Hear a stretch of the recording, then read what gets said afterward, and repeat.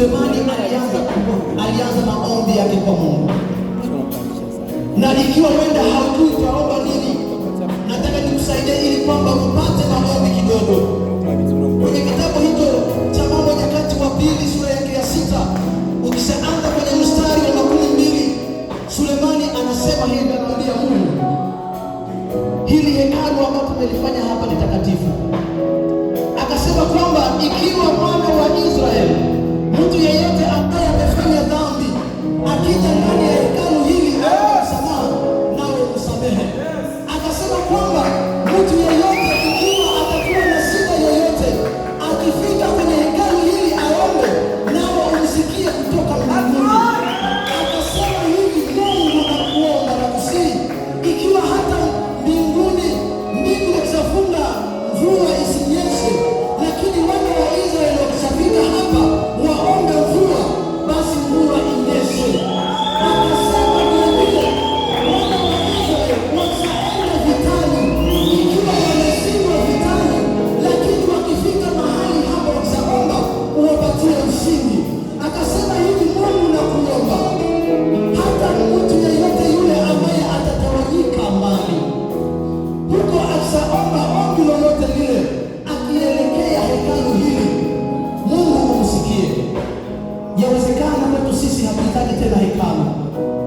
Vile vile Daudi naye kwenye Zaburi ya 28 mstari wake wa 2 anasema, Mungu usikie sauti ya dua yangu ninapoinua mikono yangu pahali pako patakatifu. Bwana Yesu asifiwe sana.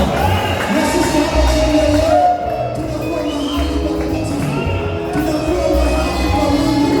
Inawezekana kwamba unakuwa na shida, hatuhitaji tena hekalu, kwa maana sisi ndio hekalu la Mungu. Mungu anasema kwamba miili yetu ni hekalu la Mungu.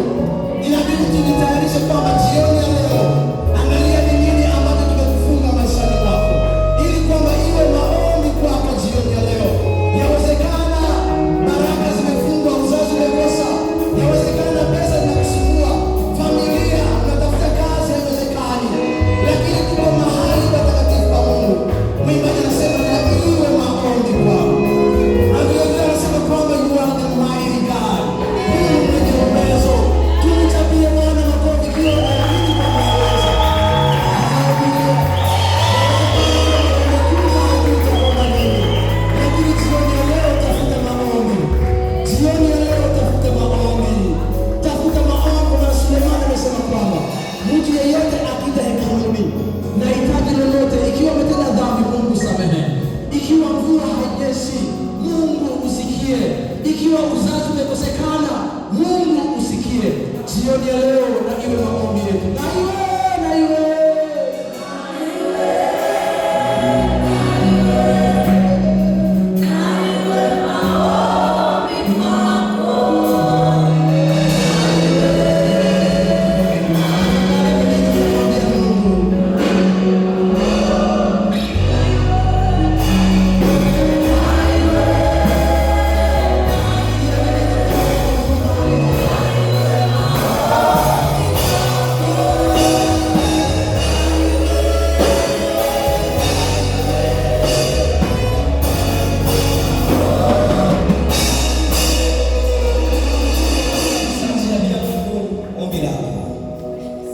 tumesikia Yesu ametuhubiria